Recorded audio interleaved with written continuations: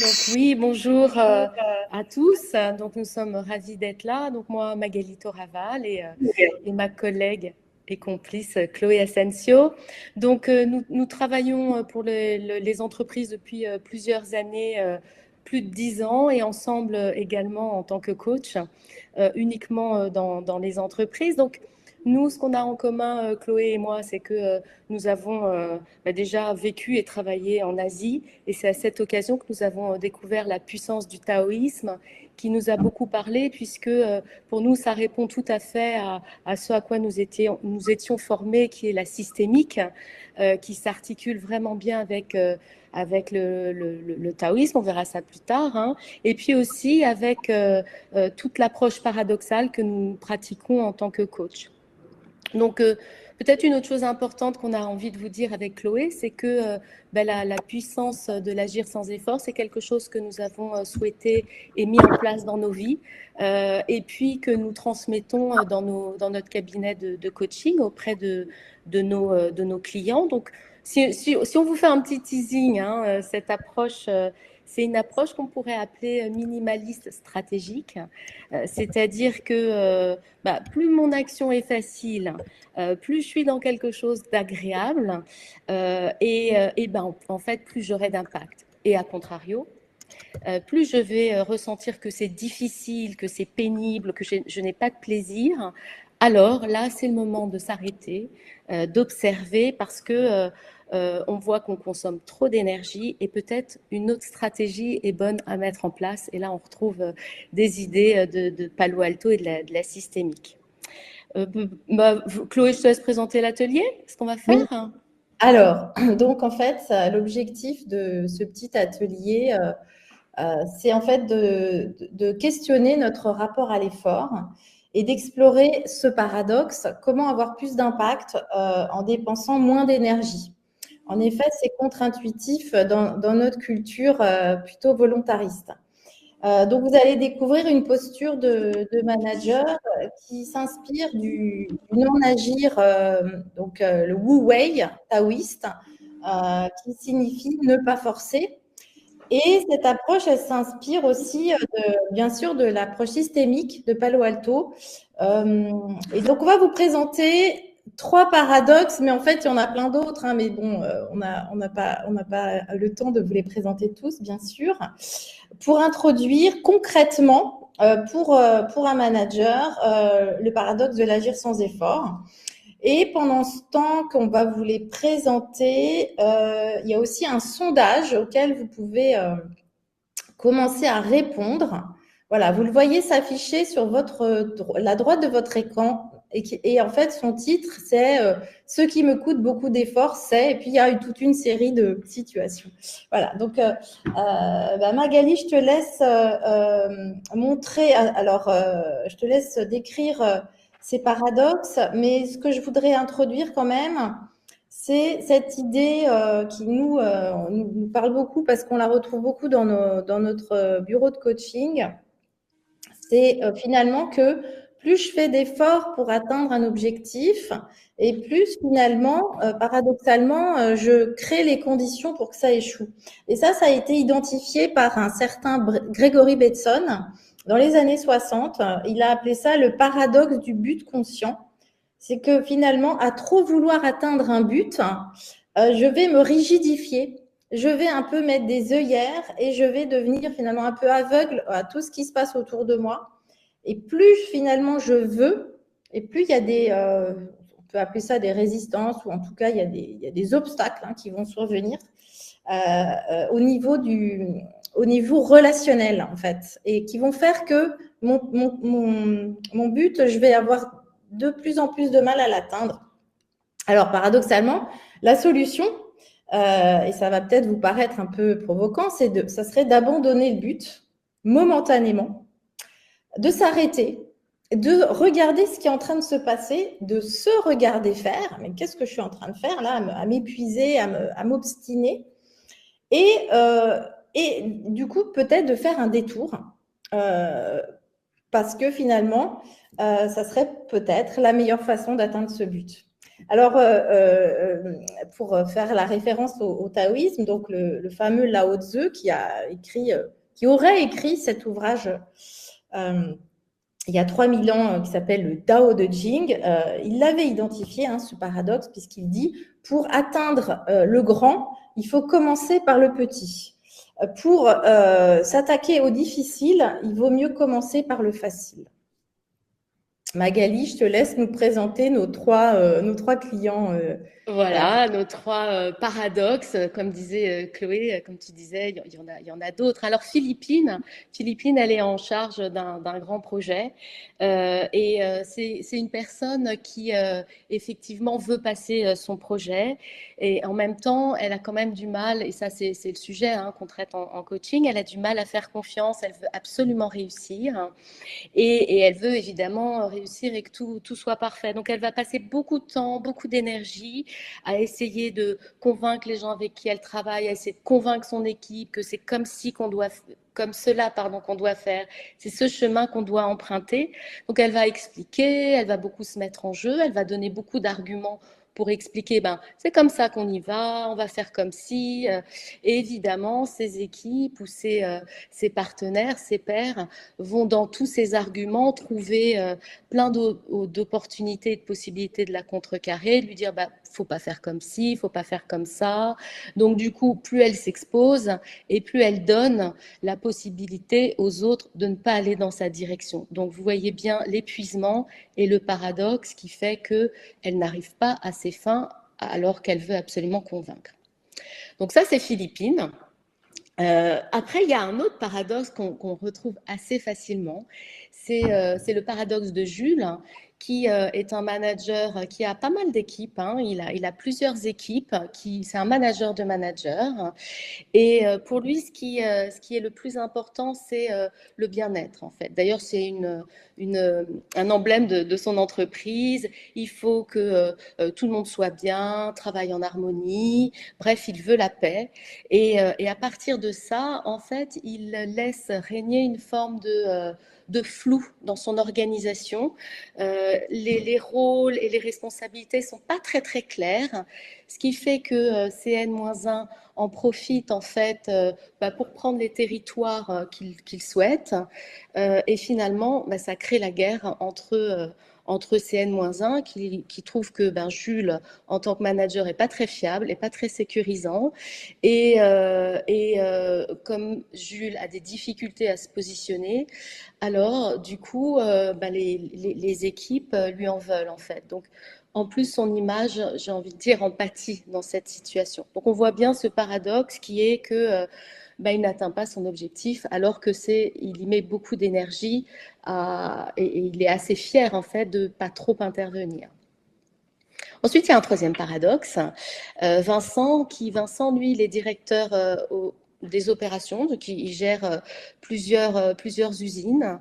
Et lui, il est venu avec un contrat très clair de faire réussir toutes ces usines. Alors du coup, il va beaucoup pousser ses équipes. Il trouve que ces équipes, sont pas au rendez-vous en fait. Alors il les pousse, il met en place beaucoup de documents pour contrôler l'activité des usines. Et vous imaginez bien, puisqu'on est dans les paradoxes, qu'il met énormément d'efforts dessus. Il y met même beaucoup d'honneur d'ailleurs à réussir. Et en fait, les équipes se sentent complètement déresponsabilisées et finalement démotivées par un Vincent qui va beaucoup trop demander, intervenir et micromanager. Alors, du coup, je vous propose de vous raconter d'où vient cet agir sans effort. Alors, ce que vous voyez là en face de vous, c'est sur cette slide. Finalement, c'est les origines du non-agir qui sont vraiment ancrées dans une vision biomimétique en fait du monde. Pour les premiers taoïstes, il y a 3000 ans, ils imitaient la nature. Ils se disaient finalement la manière la plus efficace de fonctionner, c'est d'imiter la nature. Donc, l'eau étant le symbole de l'efficacité parce qu'elle trouve toujours sa destination sans effort. Et donc, en fait, le taoïsme, c'est très concret en fait. Hein. Tao, ça veut dire le fonctionnement des choses.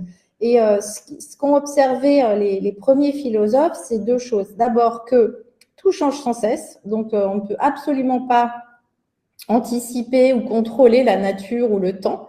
En revanche, on peut s'adapter et développer des compétences pour vivre le changement. Et c'est justement aussi la vocation du coaching, hein, en fait, c'est d'apprendre à vivre et à accompagner le changement. C'est pour ça que ça nous parle beaucoup. Et la deuxième observation, c'est que ce fonctionnement des choses, c'est l'alternance de deux énergies. L'énergie yin, qui est une énergie plutôt centripète, donc qui est tournée vers l'intérieur, qui est l'énergie du calme, de l'immobilité, de l'écoute, du silence.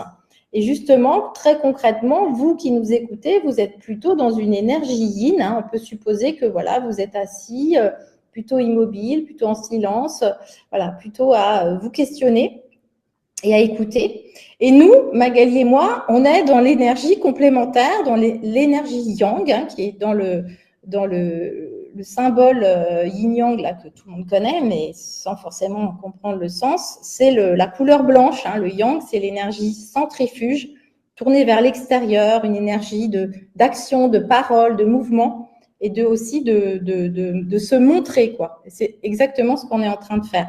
Donc, vous voyez le lien qu'on peut faire avec le management, parce que un manager, il va être alternativement dans une énergie ou dans l'autre. Et nous, ce qu'on a observé quand on accompagne des dirigeants ou des managers ou des chefs de projet, c'est qu'il peut y avoir un excès de l'une des deux énergies. Ça peut être l'excès de yin, comme par exemple Jules qui a du mal à prendre sa place, à structurer, à se positionner. Et puis, ça peut être au contraire l'excès de yang, bien connu des managers un peu trop contrôlants ou qui ont du mal à laisser de la place aux autres. Voilà. Alors, donc, par rapport à notre quiz, vous pouvez du coup faire peut-être des liens par rapport à ces deux énergies. Hein. Donc, je te laisse la parole, Magali, pour présenter le quiz maintenant de façon avec la lecture yin-yang, avec ces lunettes-là, pour regarder ce que ça produit. Oui. Alors, donc, ce quiz qui est là pour vous permettre un peu d'analyser votre rapport à l'effort. Hein. Est-ce que vraiment vous êtes dans l'effort? Alors, quand on voit, quand je cours plusieurs lièvres à la fois, on voit bien hein, les tendances de l'entreprise où c'est vrai que et nous avons tous beaucoup de sollicitations, beaucoup de projets à mener.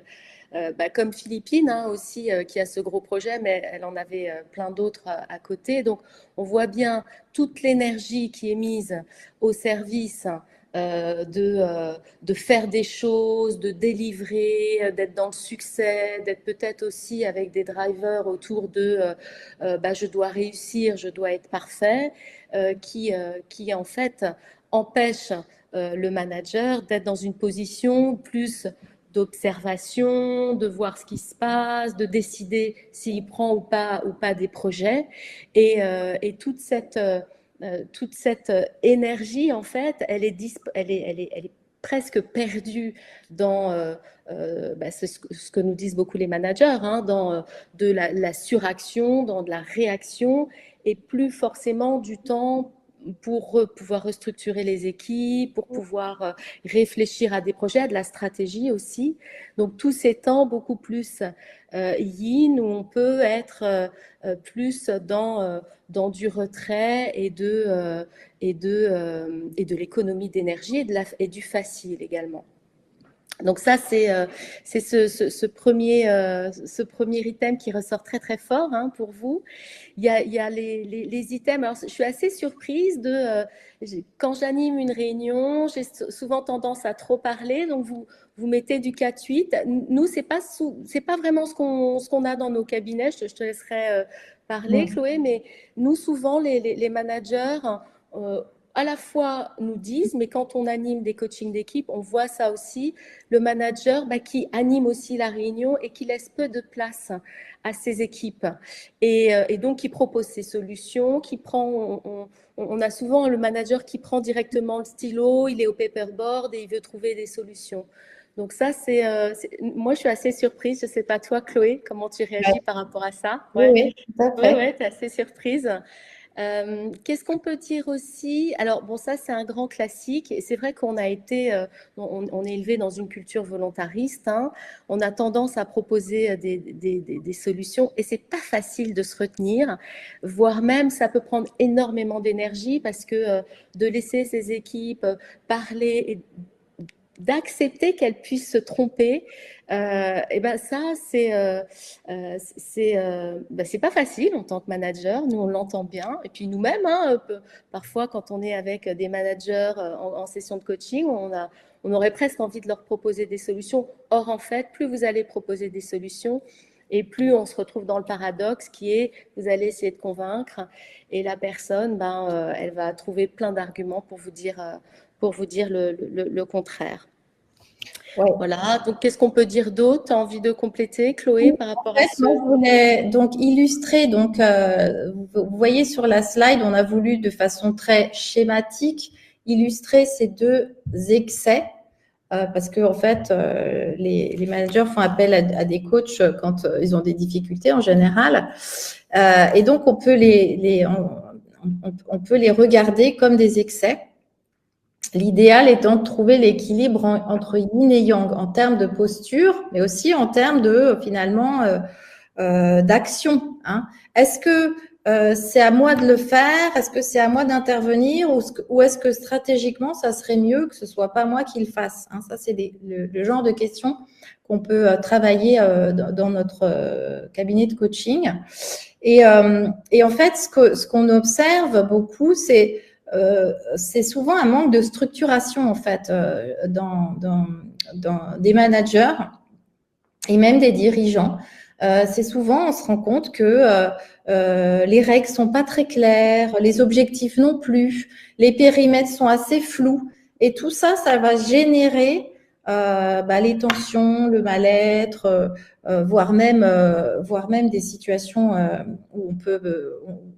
où on parle de harcèlement parce que en fait, il y a un manque de structuration. Et la structuration, en fait, c'est du yang. Voilà. Donc, quand il y a un excès de yin, c'est qu'il n'y a pas assez de yang et donc pas assez de structuration.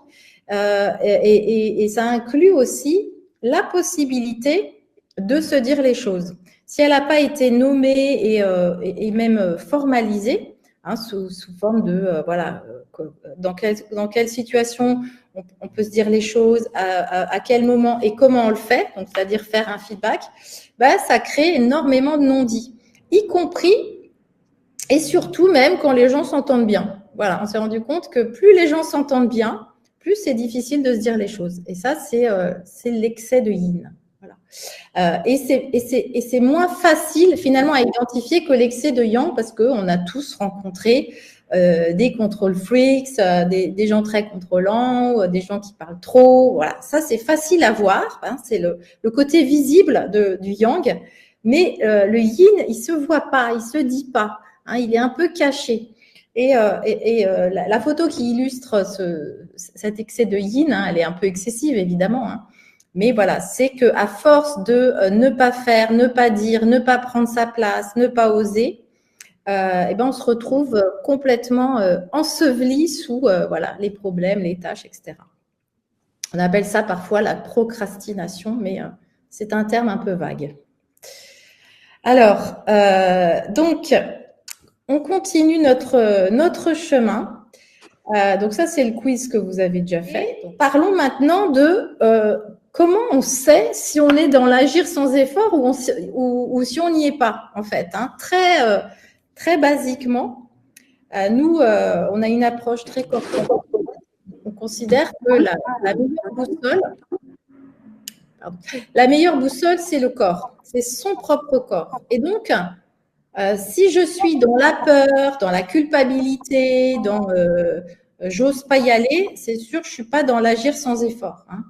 c'est pas ne rien faire, l'agir sans effort. C'est une action décidée. J'entends des petits bruits là. Quelqu'un pour couper son micro. Je ne sais pas ce que c'est. Il y a de la friture. Donc, c'est une action décidée. Je ne fais pas parce que j'ai décidé que ce n'était pas le bon moment. Voilà. Donc, il y a une dimension stratégique, en fait, dans l'agir sans effort. Des soucis de son, là. Alors, du coup, comment je sais que je suis dans l'agir sans effort? En fait, c'est un relâchement musculaire. C'est-à-dire, si j'ai des tensions corporelles, je suis probablement pas dans l'agir sans effort.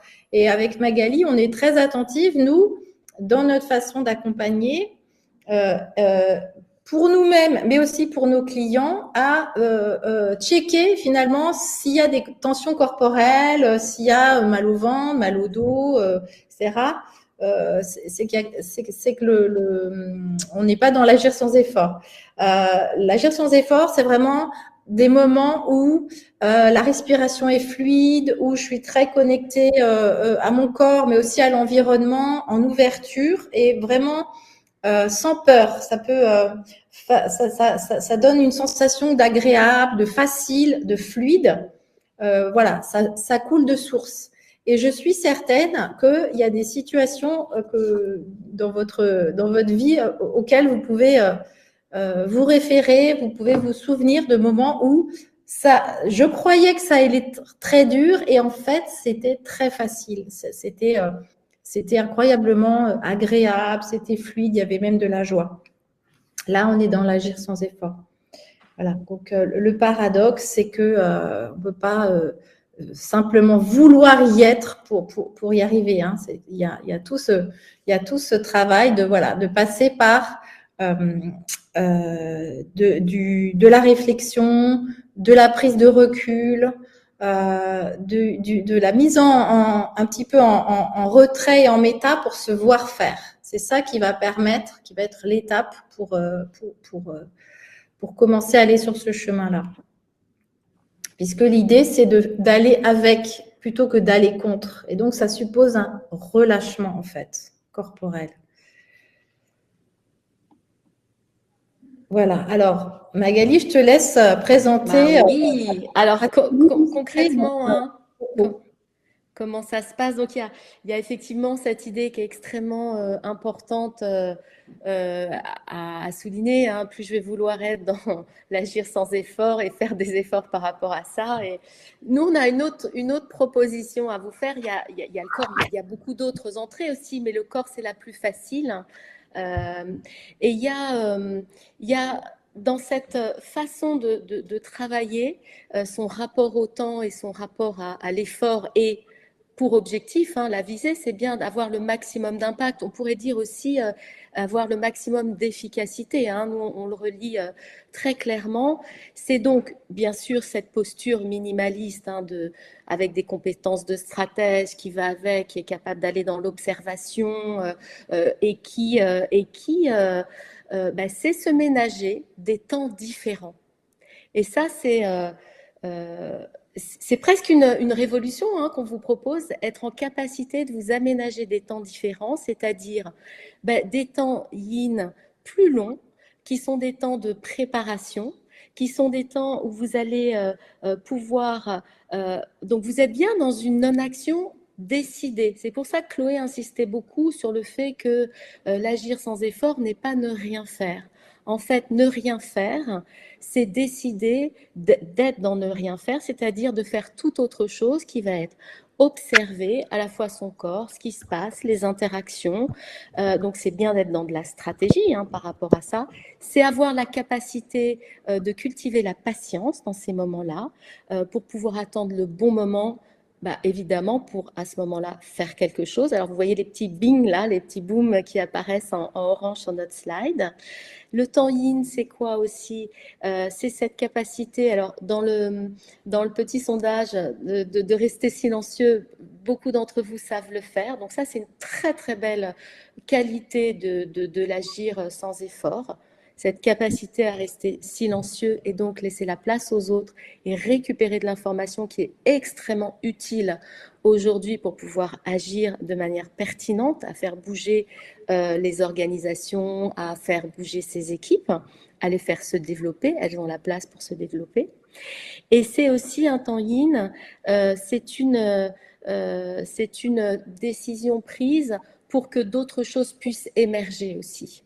C'est-à-dire, vous n'êtes pas toujours à la manœuvre. Donc ça, c'est extrêmement important. C'est un concept aussi qu'on voit beaucoup en systémique, hein, un concept d'émergence. Donc on voit bien les connexions entre le taoïsme et la systémique. Donc ces temps longs, et qui peuvent être lents, hein, effectivement, yin,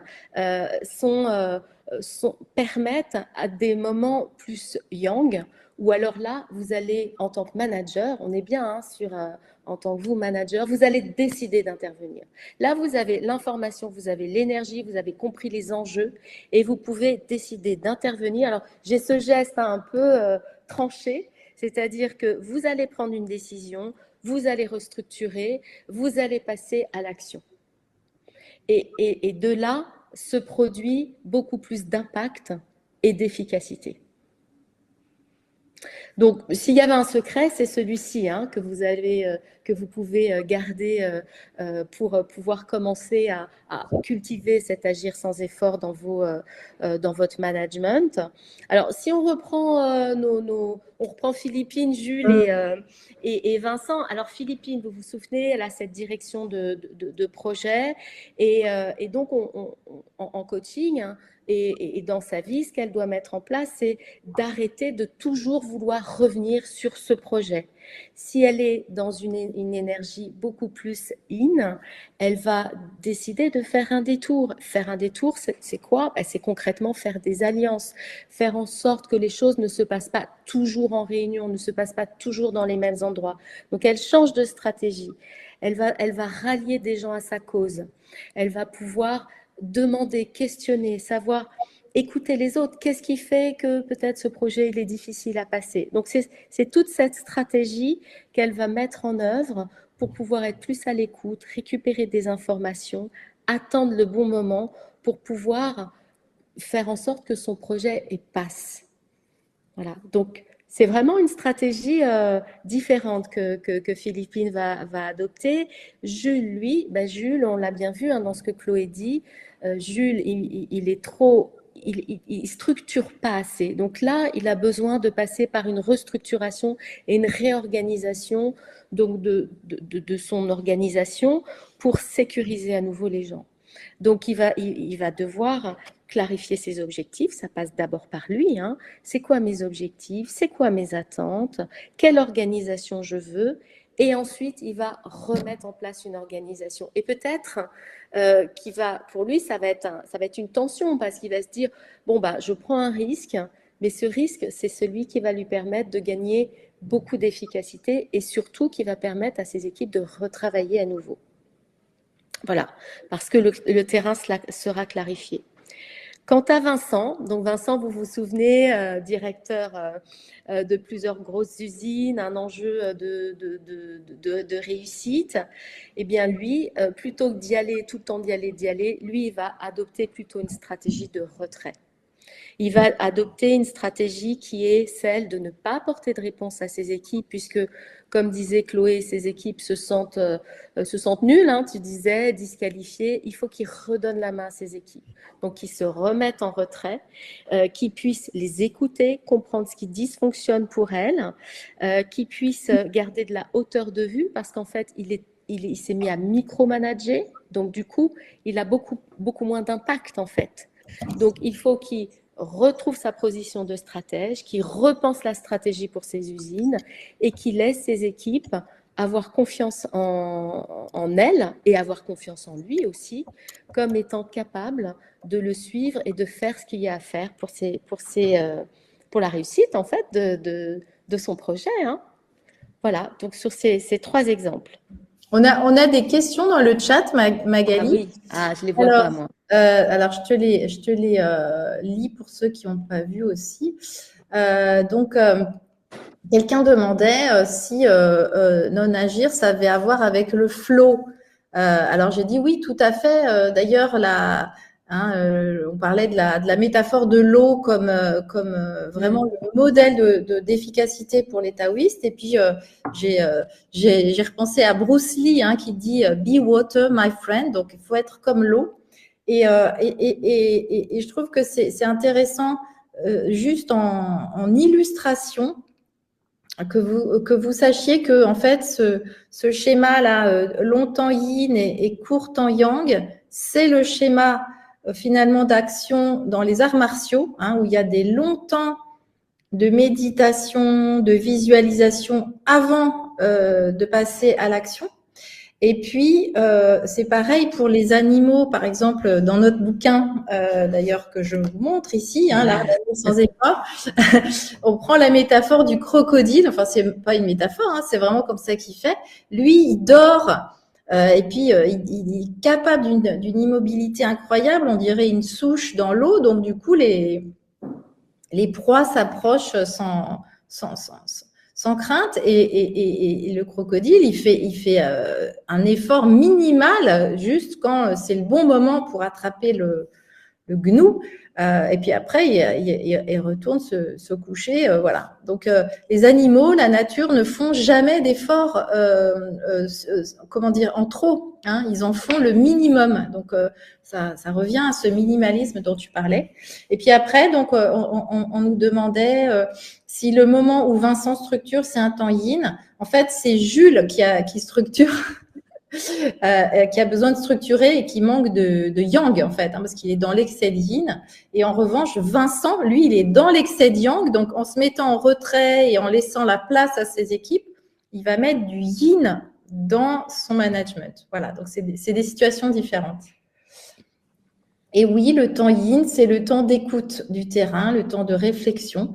Et le temps yang, c'est le temps de structuration. Donc, merci Pascal pour vos précisions. Voilà. Et Camille demande quel indicateur pour décider qu'il est temps d'agir. Alors ça tombe bien parce que c'est ce qu'on va regarder maintenant, en fait. Les indicateurs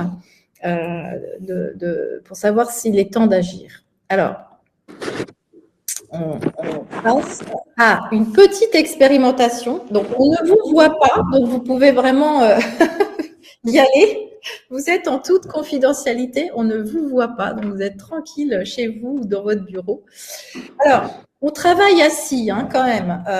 Voilà, pour la plupart d'entre nous, on travaille assis. Et puis du coup, on avait envie de vous faire une expérimentation sur votre assise. Alors, l'assise, c'est deux choses. C'est la façon d'être assis, très concrètement.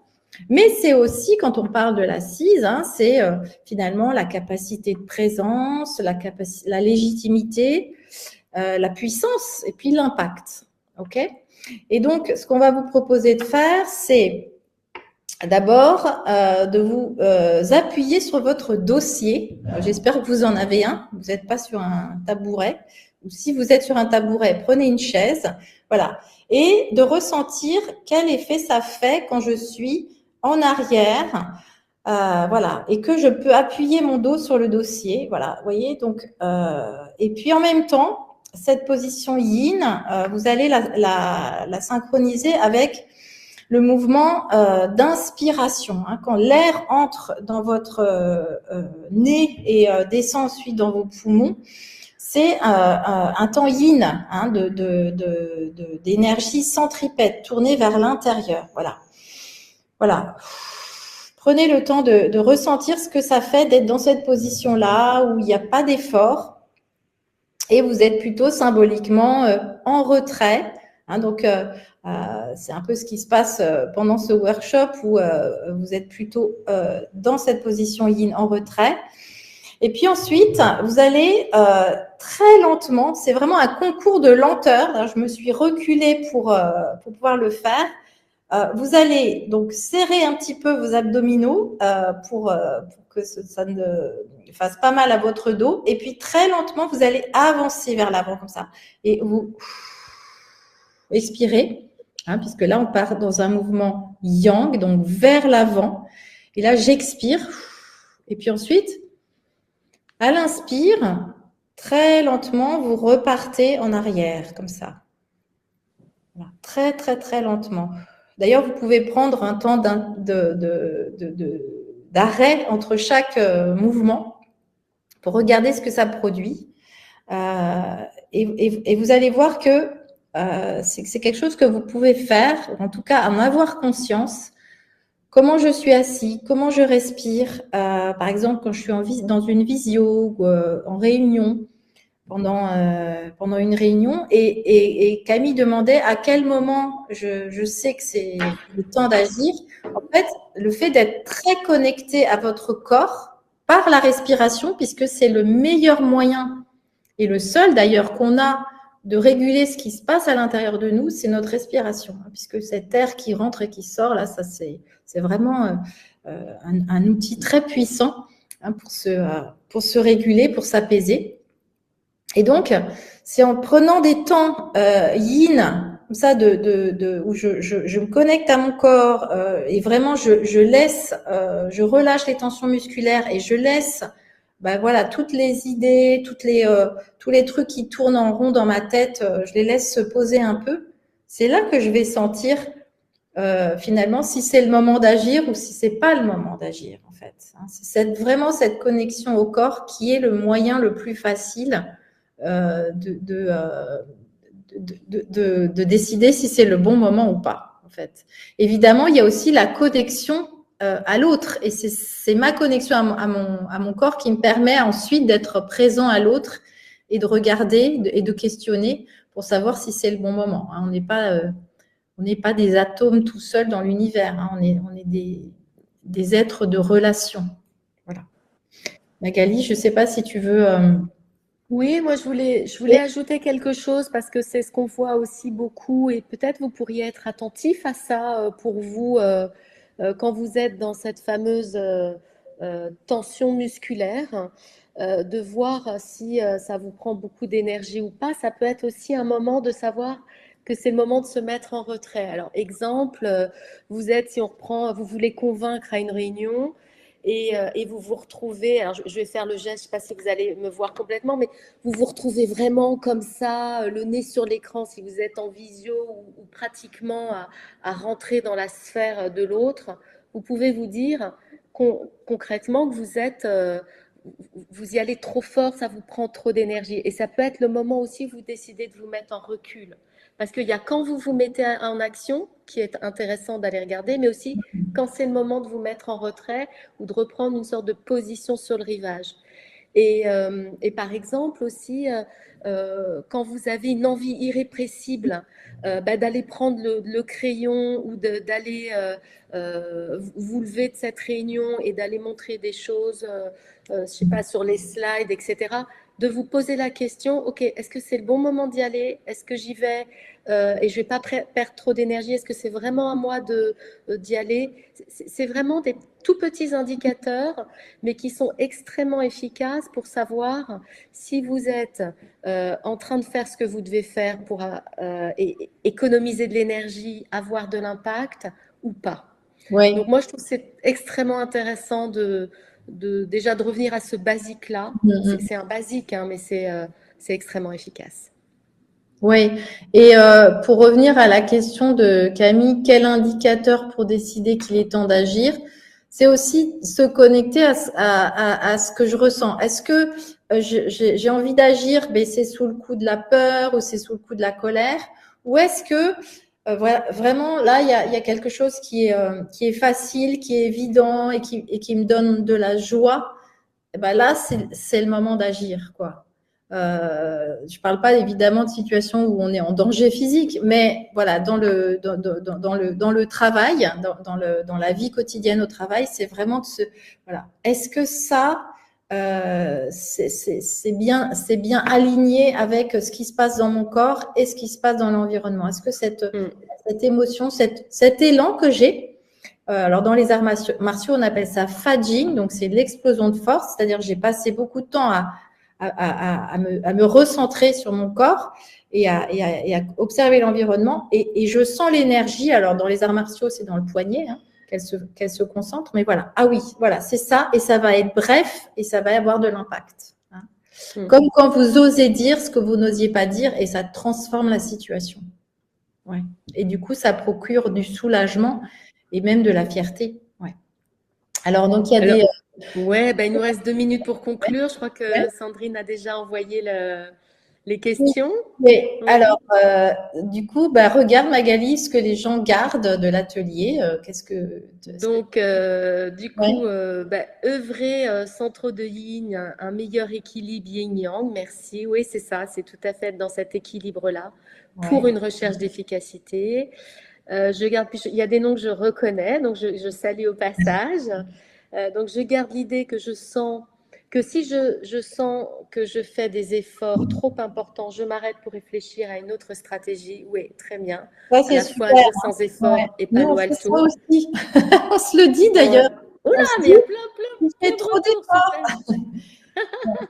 Apprendre à Alternance yin-yang, se respecter, c'est aussi respecter les autres, tout à fait. Faire les choses en conscience, tout à fait, Sophie, merci. Apprendre à ne rien faire des moments Ah ouais. yin, ah, Ça, ça c'est dur, c'est un hein. vrai apprentissage. Mais Hein. ouais, ça, c'est Il génial faut parce que savoir cultiver ça. ouais, et c'est là que la créativité peut émerger, en fait, hein, parce qu'on sort Oui, de la répétition. oui. Hélène qui Et dit l'équilibre yin-yang en management est difficile, donc rester à l'écoute de son corps et ne pas oublier de se ressourcer. Oui, c'est vraiment ça la boussole, hein, c'est le corps. ouais. Et c'est hyper important parce que nous, on se rend compte que tous nos clients sont coupés là, hein, c'est-à-dire ils ne ressentent pas leur corps, ils sont très dissociés souvent. Hein. Magali, je ne sais pas ce que tu en penses. Ouais, ouais, ouais, ouais. Ouais.